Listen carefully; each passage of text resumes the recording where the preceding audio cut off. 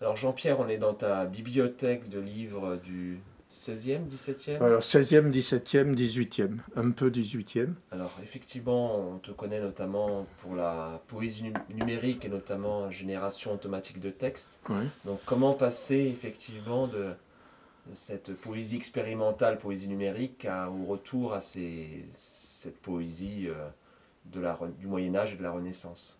Non, il n'y a pas le Moyen Moyen Âge. Âge, mais de de la Renaissance au 18e.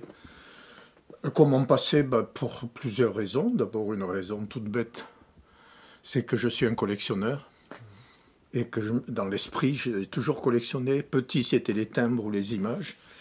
Et qu'à un moment, à ma retraite, je me suis dit, qu'est-ce que tu pourrais collectionner qui t'intéresserait vraiment? Alors j'ai essayé plusieurs trucs. Et puis, comme j'étais passionné de vélo, notamment les images anciennes de vélo, mais ça ne m'a pas amusé longtemps.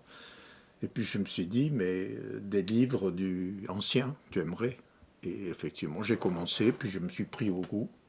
Et ça y est, j'ai ma collection. Là, j'en ai un peu plus d'un millier. Mais donc je me suis pris au goût. Et puis j'ai découvert plein de trucs petit à petit. C'est-à-dire que j'ai découvert que bon, mais ça, on le sait, la fonction de la littérature n'était pas celle qu'on a aujourd'hui, et puis surtout que la façon d'écrire était très différente, non pas comme on apprend au lycée, c'est-à-dire qu'il y a les classiques et qui écrivent classiques, mais parce que la conception même du roman, par exemple, était très différente.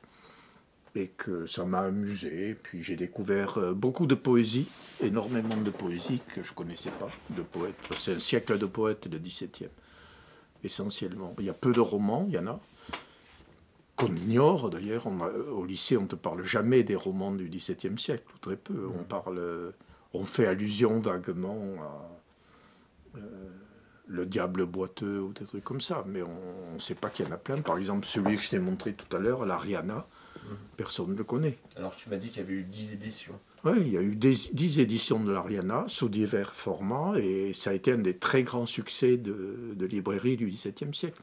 Et donc tu dis que c'est un siècle de poésie. Alors qu'est-ce qui a fait effectivement parce qu'aujourd'hui on est plutôt à l'inverse. Le roman est largement majoritaire et la poésie plutôt minoritaire. Tu l'expliques comment? Alors, ça s'explique assez facilement, pour une raison sociologique d'abord, parce que c'est un siècle aristocratique. Hein. Les paysans, n'en parlons pas. J'ai aucune littérature paysanne. Donc, c'est une littérature de cour, même si la cour n'est pas la cour royale. C'est par exemple le château de Grignan ou le château de Monsieur de la Rochefoucauld. Ce sont des petites cours, tout ça. Et que beaucoup d'aristocrates écrivent aussi. Mais bon, ils ne vont pas écrire 300 pages. Donc ils écrivent des poèmes faciles. Notamment, ils s'envoient des poèmes, ils s'échangent des poèmes. Dans les lettres, ils mettent un poème, enfin, etc. Donc c'est une poésie qui est assez loin de la conception qu'on a aujourd'hui de la poésie. C'est pas une poésie, comment dire, où tu montes à tout prix ton originalité, tu mets ton âme dans le texte. Bon, la poésie aujourd'hui est très engagée psychologiquement. Là, c'est pas le cas. C'est une poésie où il faut faire, ça on le sait, faire preuve d'esprit. C'est-à-dire, il faut montrer qu'on est quelqu'un de la bonne société, mais qu'on peut jouer avec ça. C'est-à-dire, on va dire des choses plus élégamment que les autres, etc. Et notamment, il y a des tas de petites formes comme moi, j'aime beaucoup les épigrammes, où c'est manifestement un petit jeu d'intelligence. C'est-à-dire celui qui va trouver le petit truc qui crée un effet intéressant. Et donc, c'est une poésie très, je dirais, pudique. Tu vois, on n'étale pas des grands sentiments. Ça parle tout le temps d'amour. Hein. Mais c'est un amour tellement conventionnel. Quand tu écris un poème, une ode amoureuse à quelqu'un, c'est tellement conventionnel que c'est pas, on sent que c'est pas vraiment l'amour qui est en jeu. C'est la façon d'écrire qui est en jeu. Et donc peu de recherche expérimentale, entre guillemets. On parlait tout à l'heure Non, j'en typographique. connais pas. Si, il y a eu les baroques allemands et les baroques français, par exemple. Tu connais sûrement Quirinus Kuhlmann ou des gens comme ça. Mais c'est des épiphénomènes. C'est pas. Et même ça, c'est des jeux de société. C'est des jeux de société. C'est pas des faits pour Par exemple, la lecture publique n'existe pas. Il n'y a pas de lecture de poésie comme on a du théâtre. C'est de la lecture dans petit cercle. On se le lit chez soi ou on se l'envoie. Et donc, donc on a l'impression, si tu veux, en tant que lecteur, que c'est tout pareil, parce qu'en fait les thèmes sont les mêmes, l'amour, l'amitié, la mort dans les épigrammes, mais en fait tout se joue sur des variations minimes. Donc sur cet état d'esprit où quelqu'un fait preuve d'une finesse et d'une intelligence que les autres n'ont pas. Et ça m'amuse beaucoup. C'est-à-dire que c'est une grande créativité dans la langue sans en avoir l'air. Tout à l'heure, on parlait ensemble des chansons de geste, des troubadours. Est-ce que ça, déjà à l'époque, il y avait des traces ou pas du tout? Ou ça reste vraiment une poésie de cour? Bah, les troubadours, c'était pas une poésie de cour, c'était une poésie. Si, c'était une poésie de cour. C'était aussi, ça se passait dans des châteaux privés, etc. Mais c'était oral. On a des traces écrites, on a toujours gardé quelques traces, il y a toujours eu des choses recopiées. Et notamment, j'ai découvert que, ça aussi, on ne le savait pas, moi, on m'a toujours enseigné en fac que les troubadours avaient été découverts par les recherches romanes, allemandes. C'était les romanistes allemands qui avaient... Et c'est pas vrai, par exemple, il y a des anthologies du XVIIe sur les troubadours anciens, donc on a des traces. Parce qu'il restait des traces écrites, mais pas beaucoup. Alors quand tu parles des troubadours, c'est pas les chansons de geste. Les chansons de geste, c'est avant. C'est encore avant. Eh oui, c'est 4-5 siècles avant. On ne se rend pas compte dans le temps, mais les chansons de geste, c'est 7e, 8e siècle. Les troubadours, c'est 12, 13e. Et chansons de geste, on en parlait tout à l'heure, c'est vraiment le début de la lecture publique. Enfin, c'est... Alors c'est une tradition ancienne, c'est la vie des héros. C'est la vie des héros. C'est Homère, si tu veux. Mais c'est Homère européen. C'est-à-dire ça, par exemple, Roland, c'est typiquement le héros médiéval. Homère, il se bat pas comme... Voilà. Pardon. Il se bat pas contre les monstres comme Hercule, mais il se bat contre les Arabes.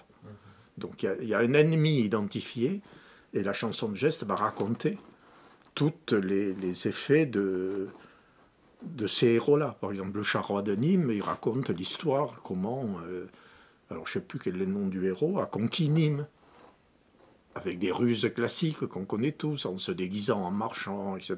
Mais, bon. Et ces chansons de geste, on a très peu de traces, parce que c'était des gens qui passaient dans les cours et qui racontaient l'histoire.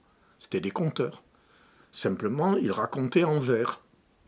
Pourquoi en vers? Parce que ça permettait de retenir le vers. Ça, Roubaud l'avait bien montré. Le vers a un rôle important dans la mémoire. Plus aujourd'hui, puisque le vers n'est plus basé sur des règles qui permettent de créer la mémoire. Mais à l'époque, le vers est basé sur des règles. Et donc, tu peux enregistrer des milliers de vers comme ça, parce que tu es tenu par la rime et le rythme. Par exemple, il y a un fait très caractéristique qui s'appelle, c'est ma première thèse, c'était là-dessus, comment on appelait ça? J'ai oublié, j'ai fait une thèse là-dessus, j'ai oublié le nom. Les formules épiques. Les formules épiques, tu vas m'arrêter parce que là je vais aller trop loin dans le détail technique. Non, c'est très bien. Le vers de l'époque, il n'est pas basé sur la rime, il est basé sur l'assonance. C'est-à-dire que le vers, il se termine par exemple par le son « et » ou par le son « en » et ça se rime comme ça. Et les troubadours, les conteurs, à l'époque c'était pas des troubadours, je ne sais pas comment les appeler, pour soutenir leur mémoire, de temps en temps, ils avaient besoin d'un truc. Mettons, ils ne se souvenaient plus exactement. Donc, ils avaient des formules toutes faites qui rentraient en rime en an. Ah, il me manque une rime en an. Et ils avaient des formules toutes faites. C'était des formules banales du style alors le chevalier entra dans le château, je ne sais pas, tu vois, comme ça, qui peuvent être passe-partout. Et donc, ça se construisait comme ça. Et ça, il y a eu quelques manuscrits souvent transmis par des monastères, un peu plus loin, mais on n'en a pas beaucoup. C'est-à-dire qu'on sait qu'il y a eu beaucoup plus de chansons de geste que ceux qu'on en connaît. Par exemple, la chanson de Roland, Non, le charroi de Nîmes, on a repéré une dizaine Variation. c'est pas de variations, comment dire, de copies différentes. Mais elles ne collent pas totalement. Mais on n'a que des fragments. Alors quand on te dit la chanson de Charroi de Nîmes aujourd'hui, c'est une reconstitution en partie. C'est-à-dire que celui qui publie, il choisit la version qui lui plaît. Mais on n'a jamais une chanson de geste complète. C'est très très rare. Très rare parce que ça peut faire 3-4 000 vers, tu vois. Il faut les écrire, les recopier sur parchemin.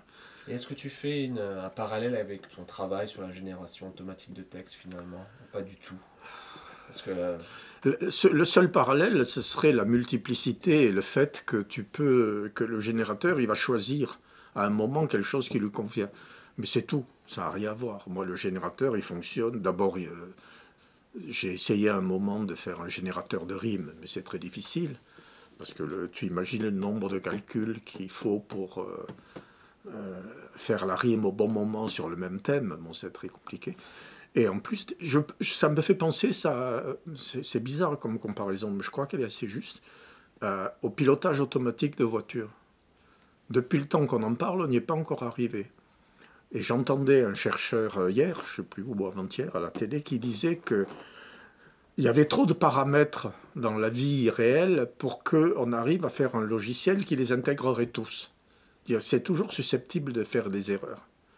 Et là, c'est pareil. C'est-à-dire pour écrire une chanson de geste, il y a trop de paramètres qui font que que le logiciel puisse trouver la bonne rime. Donc, moi, mon générateur, il base beaucoup sur des effets d'aléatoire. Donc, j'ai maîtrisé, si tu veux, le vraisemblable. Et dans la poésie, c'est intéressant parce que le vraisemblable. Mais je ne maîtrise pas la vérité. C'est-à-dire qu'il écrit des choses que quelqu'un pourrait dire ou penser, mais qui n'ont rien à voir avec une réalité. Par exemple, moi, je peux faire générer 10-15 lignes qui tiennent à peu près, mais faire un roman de 300 pages, je ne sais pas. Parce qu'il ne maîtrise plus les paramètres, tu vois. Au départ d'un roman, tu donnes un lieu, un truc comme ça, mais il faut le garder en mémoire jusqu'à la fin du roman. C'est là où tu t'aperçois d'ailleurs que dans certains romans, à un moment, il a oublié ce qu'il avait dit au début et qu'il se trompe. Bon, mais c'est pas grave, le lecteur, il s'en rend pas compte. Il n'a pas en mémoire non plus la première page quand il est page 150. Mais le nombre de paramètres à garder en mémoire sur une longue durée est très complexe. Et donc, on ne peut pas le faire. Moi, je n'ai pas pu le faire et puis c'est pas intéressant. Ce qui m'a intéressé, c'était de voir comment on pouvait justement faire une littérature basée sur l'aléatoire et qui marche. Avec une machine qui ne connaît rien du monde. Elle ne connaît rien du monde. Elle raconte un passage, mais en fait, elle n'en sait rien de ce passage.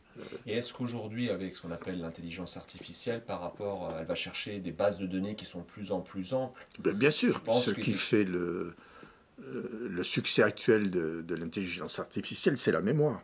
C'est la capacité à piocher dans des millions de données. Moi, pour mes générateurs, j'ai à peu près 1 million de données.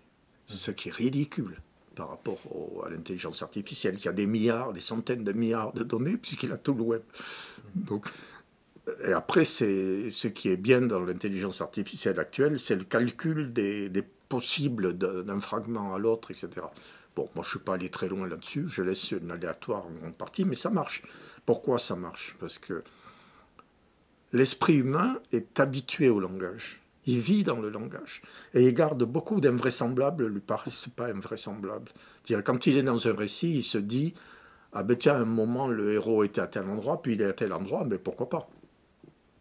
Il s'est déplacé. C'est comme ça. Tu prends un roman quelconque, on ne va pas t'expliquer toutes les étapes qu'il a fait, qui sont passées de tel endroit à tel endroit. C'est le lecteur qui fait le chemin. Donc le lecteur y croit ou n'y croit pas. Et ce qui m'amuse, c'est de créer une vraisemblance suffisante pour que le lecteur se dise « Ah oui, c'est possible », mais pas une vraisemblance totale parce qu'il ne peut pas le maîtriser. Par exemple, je suis en train de faire une vidéo. J'ai fait générer un texte là récemment que j'aime bien et que je vais en faire une vidéo qui est celui-là. Alors regarde pas ça, c'est mon problème de travail. Voilà le poème que j'ai fait générer. Donc j'ai demandé un poème et je trouve qu'il est pas mal, je vais en faire une vidéo. Tu veux que je t'agrandisse? Ouais, non, je vois. Tu écrivais. Non, non, c'est pas ça, c'est celui-là. Ça, c'est pour avoir un fond sonore. Je voulais cette répétition. Mais... Voilà ce que m'a écrit l'ordinateur. Bon, la vraisemblance est très lointaine. Bouche ou le poème délibère, si tu veux être logique, ça ne veut rien dire. Mais comme nous sommes des êtres de parole, bouche ou le poème délibère, tu t'accroches à ça. Et en fait, ça veut dire quelque chose. Et tu interprètes, tu y mets le sens que tu veux, mais tu y mets un sens. Dire bouche où le poème délibère, pour moi, c'est l'image du poète. Et ça me fait penser à la phrase de Zara, la pensée se fait dans la bouche. Oui. Donc tu vois, tu fais des associations que moi j'aurais pas faites, mais tu le fais. Donc ça fonctionne dans ta tête. Et ça continue par la nuit est très tôt déborde, ce qui n'a rien à voir, mais tu te crées tout de suite un cadre, bouche où le poème délibère, la nuit était, je sais plus, la nuit très tôt déborde, ça te crée toute une atmosphère déjà. Tu sais, tu imagines quelque chose. Et ce poème, il me plaît pour ça, parce qu'il me fait rêver sur des tas de trucs. Mais la machine qui a écrit ça, elle n'en sait rien. Et est-ce qu'aujourd'hui, avec effectivement la prochaine génération d'intelligence artificielle qui s'appelle GenAI, on peut, et toi, par rapport à tes générateurs, créer quelque chose de, oui, de nouveau, dans le sens, dans l'exploration du langage, quelque chose qui soit complètement radical? Mais c'est une exploration du langage. Il ne veut pas faire de la poésie performance. C'est une machine, c'est pas un homme. Il ne va pas se mettre à s'agiter, etc. Et qu'est-ce qu'il fait? Il prend du langage, comme dirait, je ne sais plus qui disait ça, le langage cuit. C'est un langage tout fait, mais le langage, on n'est fait que de ça. Si tu regardes ce qu'on échange, la plupart de nos échanges, c'est déjà des choses dites. Bien sûr. Hein, et donc l'ordinateur, il a, et c'est ce qui fait la force de l'IA actuelle, il a tout ce qui a été dit. Donc il va piocher dedans. Après, c'est une question d'intelligence, c'est-à-dire de repérer. Par exemple, là, j'ai fait une autre expérience, je pourrais te montrer, mais elle est sur YouTube, que j'ai appelée, attends, je vais te dire comment je l'ai appelée, une vidéo YouTube que j'ai fait exprès pour ça, qui s'appelle, c'est une de mes dernières vidéos YouTube, qui s'appelle Génération automatique de texte, tout bête, où j'ai fait une demande, la même pour les deux générateurs, le mien et les générateurs de ChatGPT. Je leur ai demandé de me raconter l'histoire alors qui se passe sous les Carolingiens. Donc tu vois, c'est un peu difficile, hein, c'est pas un truc que j'ai... Sous les Carolingiens, avec une héroïne qui s'appelle Alba, et son mari s'appelle, je ne sais plus, Huitbert ou un truc comme ça. Bon. Les deux m'ont écrit une histoire. Et les deux sont cohérents. Mais la façon de mon générateur, quand on regarde, c'est un texte plus, comment dire, plus imaginatif et moins pédagogique que ChatGPT. C'est-à-dire que moi, il raconte une histoire avec des sauts sémantiques, c'est-à-dire qu'il n'a pas cherché à trouver l'exact, mais ça donne un effet et ça se lit très bien, alors que ChatGPT, on sent qu'il a créé une liaison. Mais tous les deux ont fait les mêmes textes. Et ils auraient écrit une vie d'une noble carolingienne avec son mari Huitbert. Bon, c'est pas très difficile. Et donc, si vous voulez, si tu veux le générateur, plus il a de connaissances, et ça c'est le cas de ChatGPT, oui, plus il a de données. Plus il a de données, plus il va trouver quelque chose qui a l'air réel, mais en fait il n'en sait pas plus. Et il n'y aura jamais un générateur qui aura l'intelligence d'un écrivain, soyons clairs. De même qu'à pour l'instant, mais je crois que ça sera longtemps, il n'y a pas un algorithme qui aura l'intelligence d'un vrai conducteur. On ne peut pas imaginer un coureur automobile ou de rallye automatique. À la rigueur, dans un environnement contrôlé, bien. Bon, mais autrement, on ne sait pas. Il peut tellement se passer de choses. Tu ne peux pas tout prévoir. Il y a toujours une zone d'incertitude. C'est ce qui fait la vie, c'est la part d'aléatoire. Tu sais, on est là en ce moment, mais tu ne sais pas où on sera dans un quart d'heure. Peut-être on va se faire écraser, peut-être un morceau de ciel va nous tomber sur la tête. Donc on n'en sait rien. Et ça, c'est la limite de l'intelligence artificielle. C'est-à-dire qu'on sait très bien faire des logiciels dans un environnement cadré où on sait ce qui peut se passer, etc. Mais d'abord, il y a toujours un peu d'erreur possible. On le voit par les accidents ou autres. C'est que des fois, le logiciel ne répond pas à ce qu'on attendait parce qu'on n'avait pas prévu du tout cet environnement. Alors, quand je dis prévu, ça ne veut pas dire qu'on lui a dit attention, si une vache traverse. Non. Simplement, on lui a décrit un environnement où quelque chose peut le perturber. Que ce soit une vache, un chien, un cheval, c'est pareil. Il y a quelque chose qui va tout d'un coup perturber l'environnement. Mais il ne peut pas prévoir, par exemple, un animal qui est beaucoup plus petit et qui va faire que la roue glisse d'un seul coup, il ne le sait pas. Un obstacle devant lui, à la rigueur, on peut le prévoir. Mais un obstacle qu'il ne voit pas, alors tu peux multiplier les capteurs, mais il y a toujours des zones. Donc voilà, alors je ne sais plus pourquoi on en est venu là, mais pour te dire que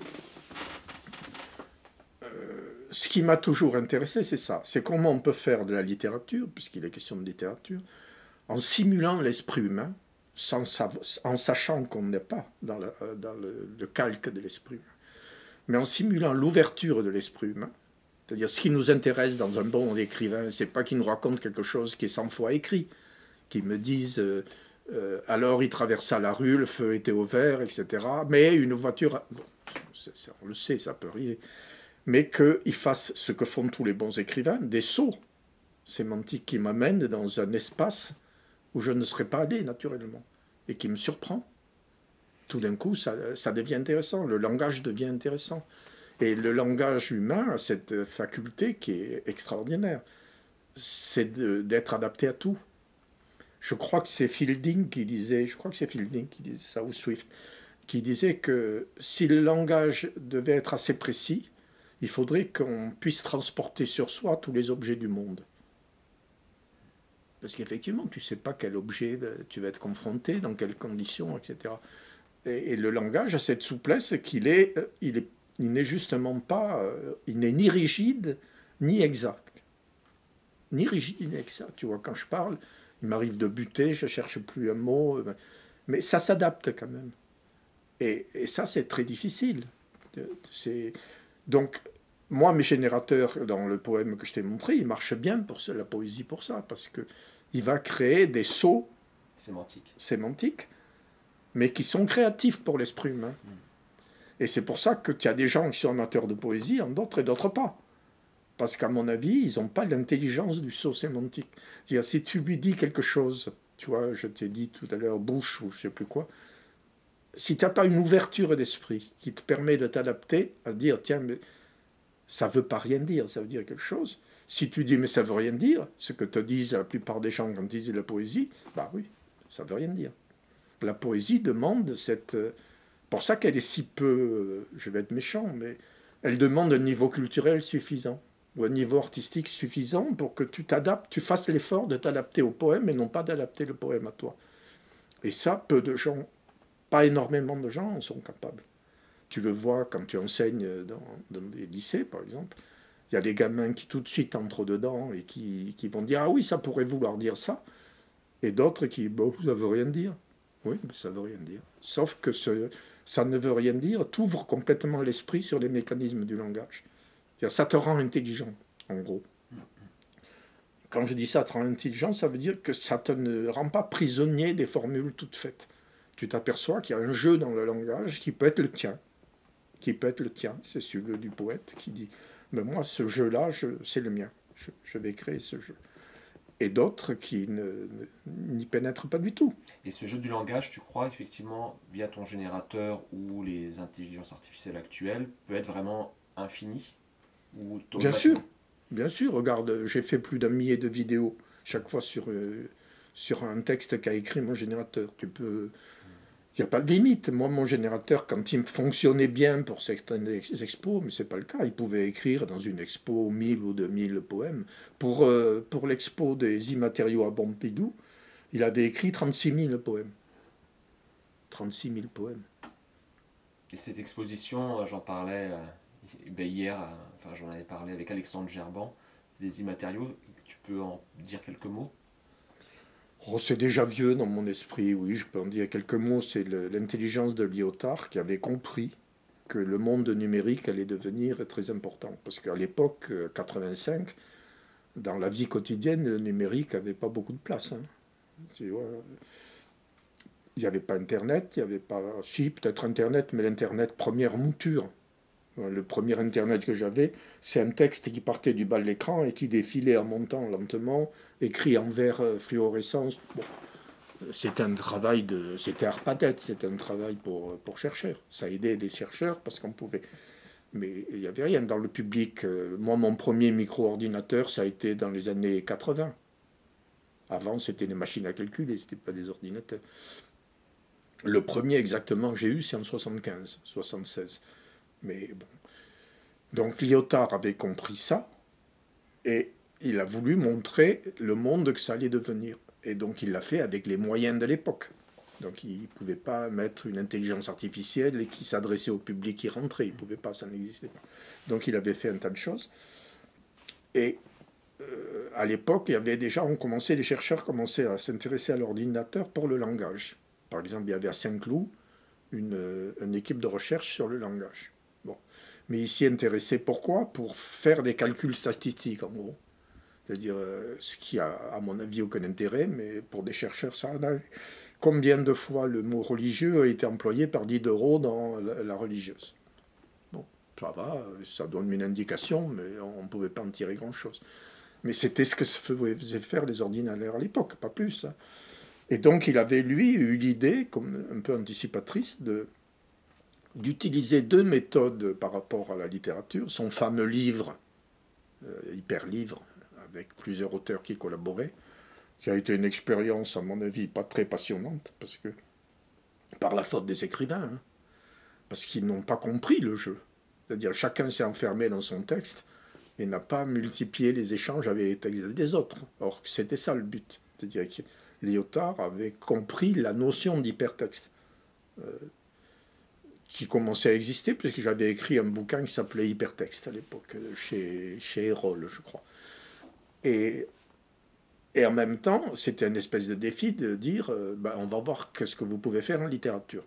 Alors, il y avait deux trucs. Il y avait la littérature sur Minitel, qui a donné Axo, je crois que ça s'appelait. Et puis, moi, il m'avait demandé, parce que j'avais eu un prix informatique financé par la FNAC à l'époque, pour lequel j'avais gagné un jeu d'échecs électronique. Mais les premiers jeux d'échecs électroniques, ça ne marchait pas bien. Bon, enfin, c'est une anecdote amusante. Et donc, j'étais repéré pour ça, pour un des rares qui avait commencé à voir comment on pouvait écrire avec un ordinateur. Donc, il m'avait demandé de diriger cette partie texte. Et en fait, comme il y avait des hypertextes, ça j'avais trouvé. Il y avait l'Oulipo qui avait fait le fameux 1000 milliards de poèmes de Queneau, mais qui était une combinatoire qui était déjà inscrite dans le poème, hein, puisque les vers sont interchangeables, donc ils avaient programmé ça. Et puis moi, j'avais créé un programme qui s'appelait Ringa, qui faisait du Ringa et du haïku, puisque le Ringa, c'est une suite de haïku. Et j'avais proposé à Jacques Roubaud de travailler avec moi là-dessus. Notre collaboration a duré 2 jours. Parce que Roubaud s'est aperçu que les contraintes informatiques étaient quand même très sérieuses. C'est-à-dire, si tu voulais que ça donne des résultats, tu ne pouvais pas te contenter de faire comme l'auteur des 100 000 milliards, comme Queneau. Tu ne pouvais pas faire comme Queneau. Il fallait une programmation minimale. À l'époque, elle était minimale. Et donc j'avais créé les Ringas, qui ont donné 36 500 exactement poèmes que Beaubourg a gardés sur disquette. Ils ont exigé de le garder sur disquette. Mais à mon avis, ces disquettes ont disparu, bouffées par les rats. Mais bon. Mais ils n'ont pas voulu garder le programme, ce qui est significatif de l'époque aussi. Parce que le programme, ils auraient pu le faire émuler aujourd'hui, mais les 36 000 poèmes, ils sont disparus. Bon, je ne dis pas qu'ils avaient tous un intérêt, mais au moins... Et donc tout ça m'a montré aussi ma conception de la conservation. Et du provisoire, on en parlait pas mal tout à l'heure. Il faut que il faut que la littérature informatique est faite pour le provisoire, pas pour la performance. Quoique un poète qui fait pourrait utiliser la performance, mais c'est pas ça du tout. La littérature informatique, et d'ailleurs je viens d'écrire un petit truc là-dessus, je ne sais plus où je l'ai mis d'ailleurs, sur Facebook sûrement, en disant que la littérature informatique, elle est de l'ordre du spectacle, c'est-à-dire que le texte s'affiche et disparaît. Et que vouloir regarder le spectacle comme une archive, c'est pas intéressant. L'intérêt de la littérature informatique, c'est le rapport immédiat au texte. C'est pour ça que, paradoxalement, je crée des vidéos. Parce que la vidéo garde une trace. Mais elle garde une trace, donc il faut que je la mette en scène. Sinon, ça ne montre pas du tout ce qu'est la littérature informatique. Donc je ne peux pas me contenter de publier un poème comme celui que je t'ai montré tout à l'heure, parce que c'est pas la littérature. Ce n'est plus de la littérature informatique. Ça a été créé, mais ce n'est plus. Donc il faut que je mette en scène cette littérature-là. Donc je me suis donné comme tâche de ne mettre en scène dans mes vidéos que de l'automatique. C'est-à-dire j'utilise des logiciels qui traitent l'image, qui traitent le son, etc. Mais c'est une vidéo. Donc il reste une trace, ce qui est paradoxal. Donc je suis obligé de dire texte généré par... Sinon personne ne s'en aperçoit. Il croit que je mets un poème en scène. C'est pas ça. Et c'est pour ça que j'en crée beaucoup. Pour montrer que je pourrais en faire 10 par jour. Ça ne m'intéresse pas, mais je pourrais en faire... Et ce qui m'intéresse, moi, alors c'est à la fois, donc on en vient là, la multiplicité, c'est-à-dire qu'on peut en avoir une infinie, tu vois, 36 500 pour Beaubourg, ils n'ont jamais songé à les publier. Alors que souvent, dans des expos, ils publient un truc, bon, mais qu'est-ce qu'ils auraient publié? Maximum 50 poèmes, mais ça n'a aucun sens, par rapport aux 36 500, qui étaient pour le public qui venait, qui les voyait s'afficher, qui en demandait un autre, etc. Ça avait un sens. Donc, c'est à la fois inflationniste et pas inflationniste, parce que tu ne peux pas consommer tout ce qu'elle produit. Tu l'as comme ça. Par exemple, j'avais fait une expo qui m'avait beaucoup plu, mais elle n'était pas publique. Enfin, si, elle était publique. C'était dans un salon d'informatique à l'époque. C'est à Chaos qui avait eu cette commande pour Ericsson. Ericsson vendait ses premières imprimantes. Et il voulait montrer la qualité de ses imprimantes. Et j'avais conçu un logiciel, toujours basé sur Renga, qui écrivait pour chaque personne qui venait un Renga qui n'était que pour lui. Et donc, Ericsson avait fait ça très bien. C'était sur beau papier, avec une signature Ericsson, etc. Et on mettait le nom de celui qu'il avait créé. Par exemple, Monsieur Tartampion a créé ce poème tel jour à telle heure. Et il partait avec son beau papier. Bon, ça a un sens. Mais il n'y en avait pas deux les mêmes. Pas deux les mêmes. Donc je ne sais pas s'ils ont fait, comme c'était tous des ingénieurs. À mon avis, ils l'ont regardé un moment, ça les amusait, puis ils l'ont jeté. Mais ils auraient pu le garder comme une œuvre d'art. Sauf que c'était dans un salon informatique. Donc tu vois, l'environnement joue. Et la plupart parce que j'ai fait quand même pas mal d'installations que j'ai fait, jouent là-dessus, sur le nombre. Tu ne peux pas le retenir. Une autre expérience que j'avais beaucoup amusée, c'est que j'avais fait une année pour le salon, le festival de la correspondance dans une ville du Sud, je ne sais plus où c'est, je ne sais pas s'il existe toujours. J'avais fait une projection sur un mur qui écrivait des poèmes d'amour. C'est-à-dire, les gens disaient, moi, je m'appelle X, je voudrais un poème d'amour pour Z. Et il écrivait son poème d'amour. Bon, il partait avec, mais le poème d'après... Ça, c'est mes poumons. Le problème d'après n'était pas le même. Et chacun était content avec sa lettre d'amour. J'ai même des gens qui ne tous n'avaient pas leur papier. J'ai vu qu'ils essayaient de le recopier, le poème d'amour.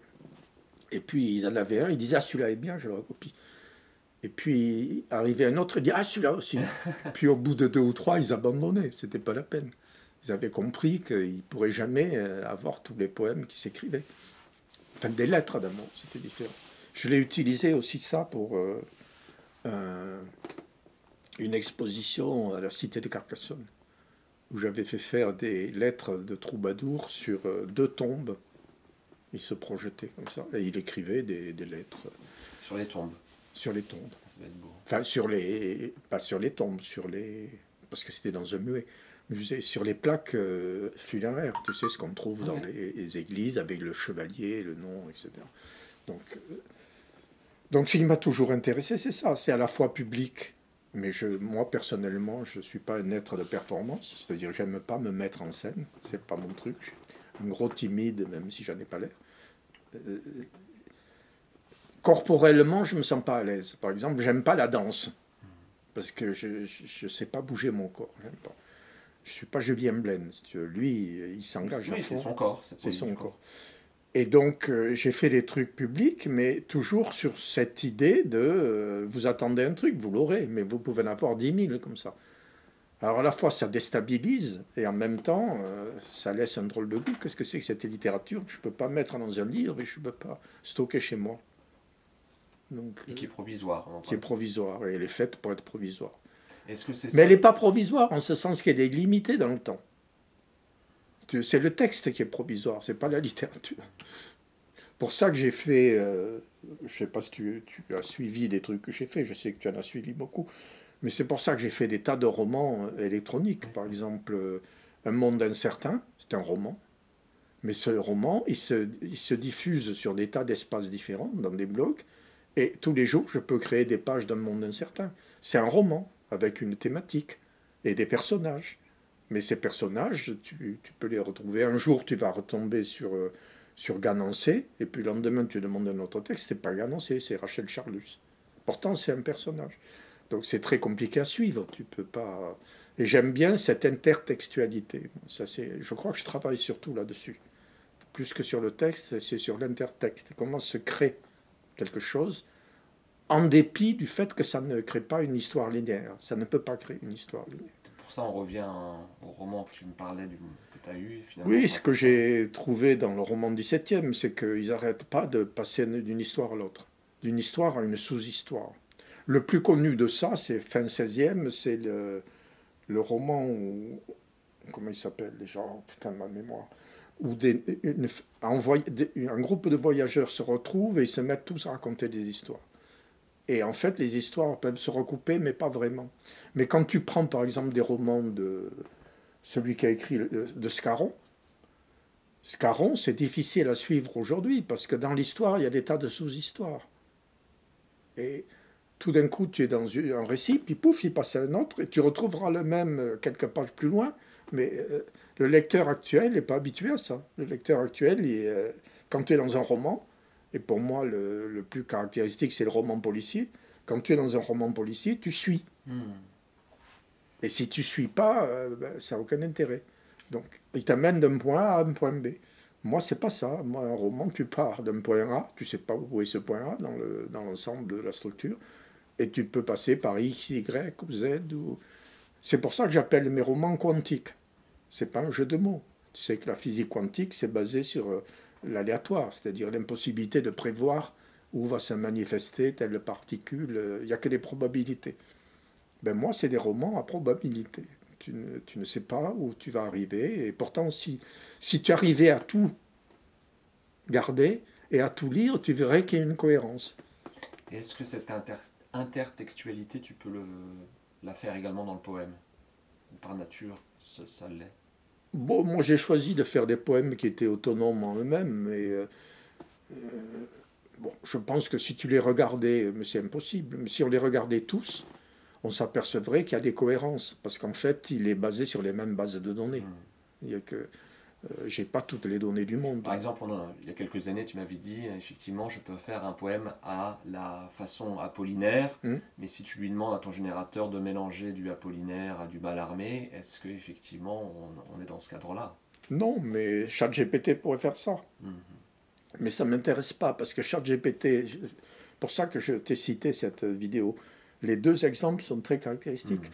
ChatGPT, il essaie toujours de produire une cohérence. C'est normal, c'est un logiciel qui se veut commercial. Et alors que moi, il joue sur les incohérences.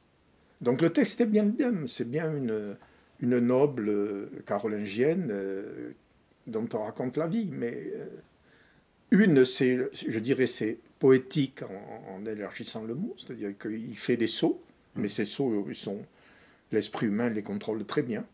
Et l'autre, il ne se permet pas de faire des sauts, c'est-à-dire qu'il crée une histoire avec des relations logiques entre chaque phrase. Une uniformisation. Il y a une uniformisation. Comme dans la société actuelle.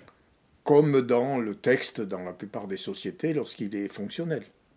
Tu vois, tu n'imagines pas un article de loi qui saute du coq à l'âne. Et est-ce que, enfin, peut-être que je me trompe, hein, effectivement, dans la littérature et notamment poésie numérique, on ne voit pas beaucoup de nouvelles générations. Enfin, je trouve qu'il n'y a pas beaucoup de... Peut-être que je ne vois pas tout, hein, qu'il n'y a pas beaucoup d'innovation, de choses. Est-ce que c'est dû à ça aussi? Je vais être orgueilleux et prétentieux. C'est dû à l'investissement de travail que ça représente de créer un générateur. C'est pas à la portée de n'importe qui. Moi, c'est une histoire personnelle. Je trouve que j'étais agrégé de lettres et je me suis passionné pour l'informatique. Déjà, c'est pas très fréquent. Que j'ai créé mes programmes moi-même, que j'ai eu le courage et l'obstination de créer des dictionnaires de je ne sais plus combien, de centaines de milliers de mots maintenant, que j'ai eu le courage et l'obstination de récolter 1 million de données. À l'époque, ce n'était pas simple. Donc, si tu veux, beaucoup de gens ont imaginé que le numérique voulait dire la facilité. On ne travaille plus. Bon, mais ce n'est pas ça. Moi, j'ai créé un programme. D'ailleurs, maintenant, il est cité comme antécédent de la génération automatique et de l'IA, cité par beaucoup de chercheurs, en disant c'est le premier à avoir fait ça, sans la capacité des machines actuelles. Parce que moi, à l'époque, mon premier ordinateur, il avait 7,8 octets de mémoire centrale. Donc, tu vois, quelqu'un qui connaît un peu l'informatique, il sait ce que ça veut dire. C'est rien. C'est rien du tout. Mais j'avais compris qu'on n'avait pas besoin de beaucoup de mémoire centrale, on avait besoin de beaucoup de données. Et c'est ce vers quoi s'installe l'intelligence artificielle aujourd'hui. Oui, c'est la donnée. C'est la donnée et le traitement de la donnée. Avec beaucoup, ce que cache un peu l'intelligence artificielle, beaucoup de travail humain derrière quand même. Ils font croire que c'est automatique, mais il y a beaucoup de travail humain pour préparer les données. Bon, mais bref, ça c'est ce qui montre bien d'ailleurs que l'intelligence n'est pas si artificielle que ça. Il faut préparer les données et avec des cadres conceptuels précis, etc. Bon. Par exemple, Chaos, on avait embauché à l'époque 200 étudiants pour créer les dictionnaires. Les dictionnaires... Il faut bien les taper. Il faut les taper, puis il faut les renseigner. Surtout, ça ne sert à rien de rentrer le mot bouchon si tu ne sais pas ce que veut dire bouchon. Et dans quel contexte ça veut dire ça, et dans quel... Tu vois, c'est assez compliqué. Ça a été la création de Chaos, ça a été basé sur ça. C'est-à-dire c'était destination de pub, mais ça a été fait pour ça. Donc il y a ça, il y a une histoire personnelle qui fait que moi j'ai accepté de passer des nuits entières sur des machines diverses pour obtenir un résultat médiocre au début, et puis petit à petit me dire « Ah mais non, mais ça c'est une solution complètement fausse. » Tu adoptes une solution, et puis tu t'aperçois au bout d'1 an, à force de faire des essais, que mais non, tu vas dans le mur, ça ne marche pas. Oui, c'est un travail vraiment monastique quasiment. Oui, et donc petit à petit à avoir une conception précise de ce que je vais appeler dans mes générateurs. Donc ça c'est une première raison. Deuxième raison, je dirais que, mais c'est méchant ça, que beaucoup des jeunes poètes actuels sont des paresseux. C'est-à-dire ça vient tout seul. C'est encore une vieille résurgence de l'inspiration. C'est-à-dire qu'on pense que la poésie, c'est spontané comme ça. On n'a pas besoin de travailler la poésie. Bon, ce qu'on sait tous faux. Pour avoir une bonne poésie, il faut la travailler. Mais donc, ce qu'ils attendaient de l'ordinateur, bon, l'exemple Jacques Roubaud que je t'ai cité est caractéristique, ils attendaient que l'ordinateur écrive un renga, simplement en lui disant « écris un renga ». Mais ça ne marche pas comme ça. Ça ne marche pas comme ça. Et quand Jacques s'est aperçu qu'il fallait informer les données, qu'il fallait donner des règles de traitement, ben ça l'a emmerdé. C'était plus son truc. Pourtant, Jacques Roubaud, c'est un poète quand même. Hein. Donc voilà, moi je suis venu là parce que ça me passionnait. Mon métier, j'étais devenu prof d'information communication à la fac, donc dans la variété informatique. Ma thèse a été classée intelligence artificielle à l'époque, donc C'était dans les années 80. Hein. On ne savait pas ce que c'était l'intelligence artificielle, mais l'étiquette traînait, commençait à traîner. Bah, notamment oui, dans les romans d'anticipation et films de... Oui, ça, les romans d'anticipation, c'est facile. Tu peux imaginer tout ce que tu veux. C'est ça. Bon. Mais à l'épreuve des faits, on s'est aperçu que c'était quand même plus complexe que ça, parce que la réalité n'est pas algorithmique. Le monde n'est pas algorithmique. C'est facile si le monde était logique, mais il n'est pas logique. Donc, et donc, ils sont beaucoup revenus sur ça. Ils sont revenus sur des masses de données maintenant, dans lesquelles on va faire des traitements. Mais on n'a plus un logiciel qui dit « Ah ben oui, pour écrire un récit, je fais ça. Puis après, je prends tel personnage, je le maintiens, je vais faire ça. » Non, c'est plus du tout comme ça. C'est pour ça qu'ils font des textes variés. Parce que tu demandes 2 fois à ChatGPT d'écrire la vie d'une noble femme au 8e siècle. Il ne t'écrit pas 2 textes identiques. Parce qu'il ne peut pas. Il ne peut pas, sa mode de fonctionnement. Ou alors il aurait fallu qu'il enregistre et qu'il le garde. Mais ça n'a aucun intérêt. L'intérêt de ces logiciels, c'est qu'ils te proposent des solutions différentes. Par exemple, si tu t'amuses, moi je m'amuse beaucoup avec ça, tu dis à ChatGPT, alors finalement c'est quand même très plat comme texte. Trouve-moi un texte un peu plus poétique. Il va te proposer une autre version, mais qui est aussi plate que l'autre. Simplement, il va joueter quelque chose comme... par exemple, il va parler de la météo. Ça fait plus poétique. Le ciel était bleu, le soleil resplendissant. Bon, ça tu peux le mettre n'importe où, donc ça bouffe pas de... Ça mange pas grand-chose. Et donc, il a une conception du poétique qui est logique. C'est-à-dire qu'il y a des phrases qui peuvent être poétiques, et d'autres qui ne peuvent pas l'être. Mais moi, c'est pas ça qui fait le mien. Il fait la poésie dans le fonctionnement même. Pour moi, la poésie, c'est l'aléatoire. Alors, ça ne veut pas dire un aléatoire stupide. Le bon poète, c'est un aléatoire maîtrisé. Et la maîtrise est d'une complexité terrible. Toi qui connais le musée Rimbaud, c'est un trou de verdure coule une rivière accrochant follement aux herbes céréales. Oui, c'est facile. Combien de gens peuvent le faire. On écrit ça comme ça. Or, c'est une image évidente. Mais déjà, dire un trou de verdure, bah, ce n'est pas l'usage classique du mot trou. Non, c'est sûr. Et donc, moi, ce qui m'intéresse, c'est ça. C'est-à-dire, en gros, tu vois, je t'ai dit, je vais mettre celui-là en vidéo. Mais pourquoi celui-là? Et pourquoi pas les 15 autres qu'il a écrits le même jour? Parce que celui-là, je trouve qu'il me stimule l'esprit. Et que je peux faire une vidéo créative à partir de ça. Sinon, c'est pas la peine. Je pourrais faire des vidéos par milliers, mais c'est pas intéressant. Donc, c'est à la fois pour moi un outil et un moyen de production.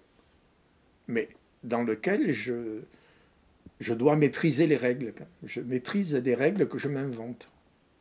Mais ces règles, elles ne sont pas évidentes. C'est pas comme dire normalement chaque vers a une rime. Et une rime, c'est deux voyelles qui se suivent et une consonne d'appui. Pas ça, je m'en fous complètement. Moi, c'est du vers libre. Mais il n'est pas si libre que ça. Il y a des contraintes. Mais bon. Donc voilà, si tu veux.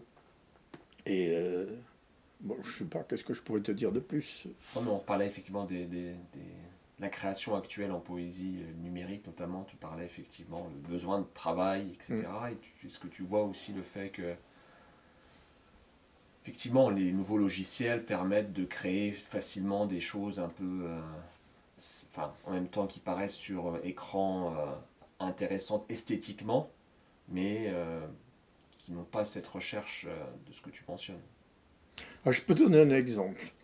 Il y a un mouvement qui est peu connu, mais qui est de toi certainement, qui est la poésie concrète. Oui. La poésie concrète crée des images dites poétiques. Et moi, j'ai tout un blog qui affiche la poésie concrète. Mais la poésie concrète à partir de mon générateur.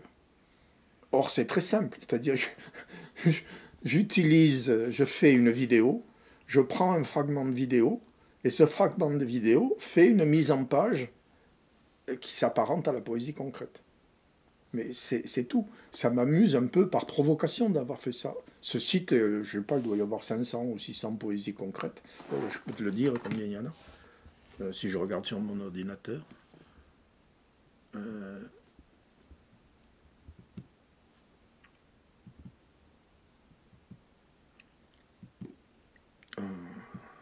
mais j'ai tellement de trucs que...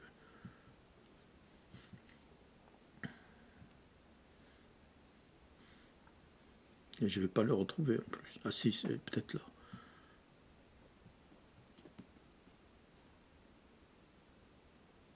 Poème concret. Alors j'en ai 105. J'aurais pu en faire 3000, c'est pas... Mais je veux dire, c'est tellement facile de faire un poème, je vais être méchant là, un poème concret. C'est-à-dire faire une mise en page esthétique de lettres, de mots, c'est très facile. Il y en a très peu qui... J'en avais trouvé quelques-uns de japonais qui m'avaient intéressé parce qu'ils jouaient sur l'idéogramme japonais et en les mettant en page, ils faisaient varier le sens de ces... Mais il y en a très peu.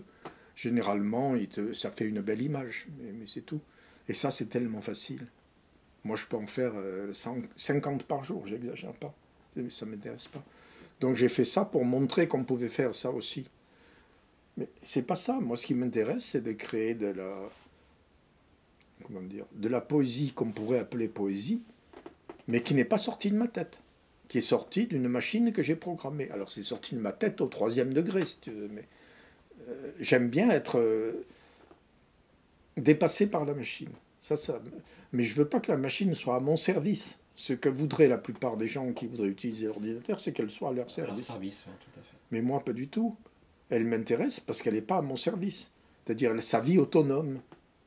Et c'est moi qui vais dire ça m'intéresse ou pas. Et pas tout. Donc, à ce niveau-là, elle est à mon service, mais c'est moi qui garde le contrôle. C'est pas... Et c'est infiniment productif. C'est effectivement une des grandes questions sur l'intelligence artificielle aujourd'hui. Est-ce qu'on peut la maîtriser ou plus? Dans les dernières années, qui consistait à penser que l'intelligence artificielle allait remplacer toutes les tâches humaines.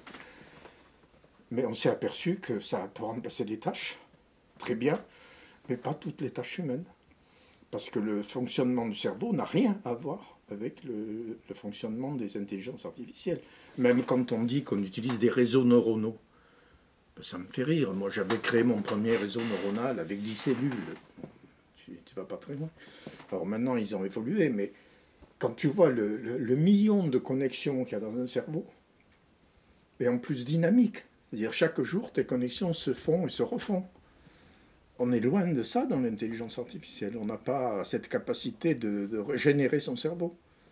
Ça viendra peut-être, avec la puissance. Alors moi, je ne dis pas que ça ne viendra pas. Je dis que pour l'instant, on en est loin. On en est loin. Et toutes les dystopies jouent là-dessus. C'est-à-dire le jour où l'intelligence artificielle sera comme un cerveau, l'homme va disparaître. Ben oui, parce qu'on est infiniment moins puissant que les machines. Ben, je ne sais pas si tu as lu le nouveau livre, là, Nexus, où il parle effectivement que l'intelligence artificielle, tu sais, quand tu vas sur Internet pour résoudre...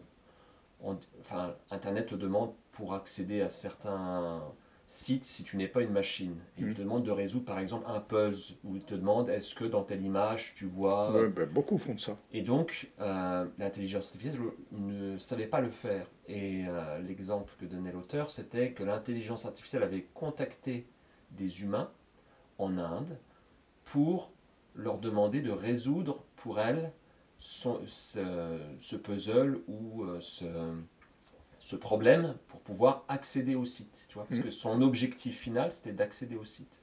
Donc là, effectivement, tu peux te dire que voilà, elle peut manipuler certains aspects. Oui, mais bon, je ne sais pas ce qui va pas venir, mais moi je crois qu'en fait l'intelligence artificielle va toujours avoir besoin des cerveaux humains, ne serait-ce que pour concevoir les algorithmes. Mais, et puis je te dis, on est quand même très loin. Pour ça qu'ils ont essayé de faire des ordinateurs quantiques qui n'ont pas le même problème, mais qui fonctionnent un peu comme l'esprit humain. Mais les ordinateurs quantiques, on en parle beaucoup, mais pour l'instant on ne les voit pas. Alors je ne dis pas que ça ne viendra pas un jour, mais l'aléatoire absolu est anti-informatique. L'aléatoire absolu. Je ne dis pas l'aléatoire sur 2-3 fragments. L'aléatoire absolu. C'est-à-dire qu'il peut se passer n'importe quoi, on ne sait pas pourquoi. tu vois, ce viaduc-là, il est très calme. Et il ne s'est jamais rien passé sur ce viaduc, mais il peut arriver qu'un jour, il y a un train qui explose sur le viaduc. Ah. Alors, quand tu fais un logiciel d'intelligence artificielle, quand il va piocher dans ses bases de données, il n'a aucun exemple de train qui explose sur ce viaduc. Alors, comment il fait ça?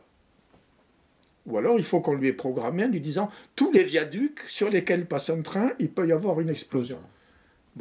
C'est quand même écraser une mouche avec un marteau-piqueur. Hein. C'est pas... Et donc, ce qui fait la vie... Pourquoi Darwin a très bien montré ça. Si la vie continue, c'est parce qu'elle évolue. Tu ne sais pas comment elle va évoluer. On ne le sait pas. Tous les jours, les virus changent notre corps, plus ou moins, de façon positive ou négative. Mais il y a ces êtres particuliers qui sont les virus, qui ne sont pas vivants, paraît-il, quoi qu'on commence à ça en demander, et qui modifient ton organisme en temps réel.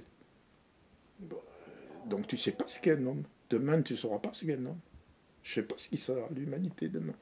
Ou ça va être une masse de crétins, parce qu'abrutis par les logiciels tout fait, ou ça va être une masse de gens super intelligents, au contraire. Non, on ne sait pas. On ne sait pas. Et la poésie, comment évoluera-t-elle? La poésie, c'est un épiphénomène. Ça concerne, je ne sais pas, 1% de l'humanité. Quoique historiquement, ça résiste quand même. Hein. Oui, on le voit effectivement avec tous tes livres derrière. Ça a toujours existé. Parce que l'homme n'est pas totalement logique. Il a besoin de rêver, il a besoin de trucs absurdes, même absurdes. On se régale de l'absurde. L'absurde, c'est un jeu de société. On a besoin de l'absurde. L'ordinateur... Est-ce qu'il y a... je ne sais pas ça. Est-ce qu'il y a une intelligence artificielle qui est capable de faire des jeux de mots? Comme on en fait quotidiennement dans les repas ou dans les... Je ne sais pas, j'ai un site qui recense toutes les intelligences artificielles, je te le prêterai, j'ai vu ça à New York il n'y a pas très longtemps, qui recense vraiment tous les logiciels d'intelligence artificielle pour à la fois les images, les vidéos, etc. Je n'ai pas regardé encore sur les jeux de mots. Il y a des intelligences artificielles pour créer de la poésie, mais une poésie très oui, classique. Je connais, en général c'est nul. Mais sur les jeux de mots, je n'ai pas regardé, je regarderai, je partagerai avec toi. Parce que... Mais le jeu de mots, c'est en même temps... On doit pouvoir faire des jeux de mots, mais c'est pareil que ChatGPT et mon générateur, ils vont faire des jeux de mots prévisibles. Mais celui que nous faisons spontanément dans un repas, entre amis, où on se met à déconner, c'est pas la même chose. Tu vois, c'est-à-dire qu'on utilise le contexte et tout d'un coup, cette phrase qui a l'air banale devient très intéressante, parce qu'elle est dans un contexte particulier. Et ça, je ne sais pas.